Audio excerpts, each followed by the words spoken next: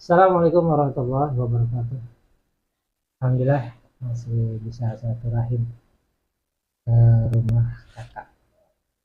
Mana kabar ya kak? Sehat? Alhamdulillah, Alhamdulillah. sehat, sehat. Semoga selalu sehat. Sehat pasti pusing dia. Pusing masalah apa nih? Kok ini pusing terus? Masalah kehidupan. Kita dikasih pusing, alhamdulillah bersyukur. Kenapa? Tandanya kita masih punya kepala. Kalau nggak punya kepala nggak ngerasain pusing, betul tidak? Sambil ngopi. Bismillah.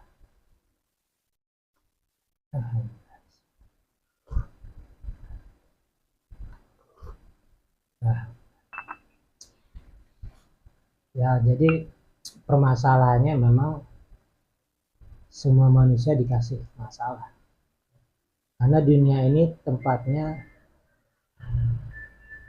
masalah. Ya, telepon. Telepon. Ya, udah angkat dulu lah. Assalamualaikum, HP. Di rumah lagi ada saudaranya. Kenapa tuh? Nah, ntar aja deh. Nah, oke, oke. Tetap kita yang diwajibkan adalah ikhtiar. Ikhtiar apa sih? Usaha kita. Ikhtiar menjauhi maksiat. Ikhtiar itu bukan hanya kita mencari rezeki. Menjauhi maksiat juga ikhtiar. Terus ikhtiar menjauhi dari gibah. Banyak sekarang channel-channel juga ya. Channel gibah itu menjelek-jelekan channel orang lain atau menjadikan ustadz, ulama, nggak baik itu. Kalau mau tabayun langsung ya, langsung japri, samperin langsung apakah benar begini-begini gitu. Oke, kembali lagi ke permasalahan tadi. Banyak masalah Cang gitu ya. Iya, pusing. Pusing. Apakah itu ujian, cobaan, peringatan atau azab, begitu kan? Kan banyak orang yang bilang Gimana? juga coba kalau dikasih cobaan ya cobain gitu. Nah, iya. Kalau misalnya cobaan pasti banyak. Kalau cobain itu dikit. Ya, jadi ya kita sharing ya. Bukannya Cang pinter ahli agama, bukan. Mohon maaf. Perbedaan antara cobaan atau ujian yang pertama, yang kedua peringatan, yang ketiga adalah azab.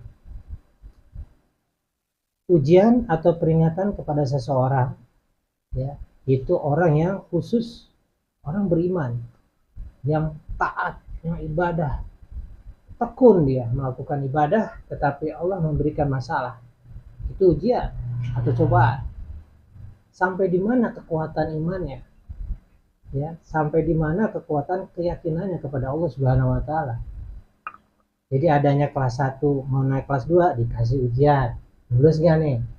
Nanti mau naik kelas 3 ujian, kasih ujian sama kayak gitu. Jawabannya ada yang memberi ujian. Ya, kita kembali lagi yang memberi ujian siapa? Ya Allah. Kita kembali lagi ke Allah. Terus kembali lagi ke Allah. Jangan semakin kita jauh dari Allah Subhanahu wa taala. Yang kedua apa?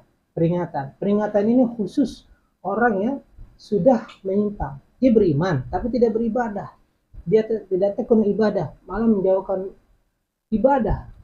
Selalu bermaksiat. Dikasihlah peringatan oleh Allah. Peringatan apa sih? Itu untuk mengingat kembali ke jalan Allah Subhanahu wa taala. Jadi, ayolah ingat lagi gitu, dikasih peringatan. Ya, dia masih beriman tapi sering bermaksiat atau menjauhi perintahnya dan menjalani larangannya. Dikasihlah peringatan. Yang ketiga azab. Azab ini tidak pantas kita sandingkan kepada orang yang beriman. Kenapa? Karena azab ini yaitu orang yang sudah keluar dari keyakinannya. Ya, keluar dari koridor keimanannya yang pertama, dan yang kedua dia sering zolim kepada orang atau kepada lingkungan, sering maksiat juga. Yang ketiga, yang keempat memecah belah kerukunan agama.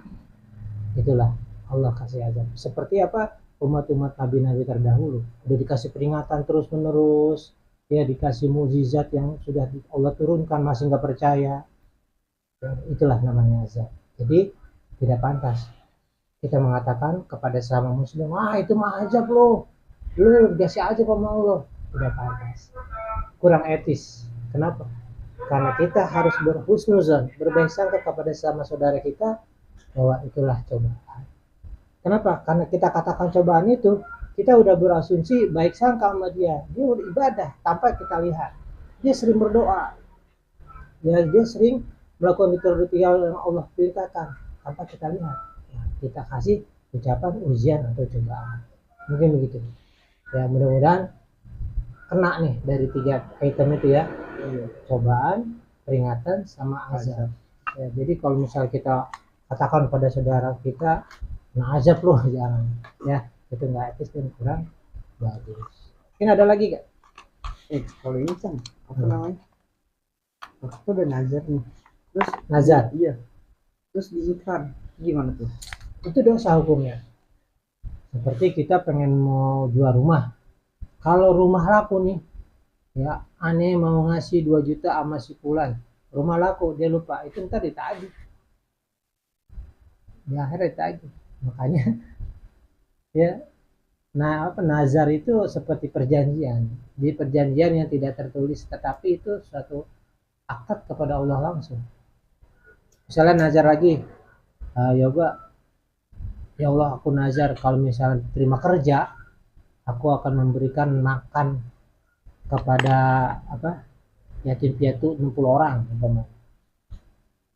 Ya itu harus dilaksanakan, harus, ya tanpa terkecuali atau alasan apapun, nazar gitu.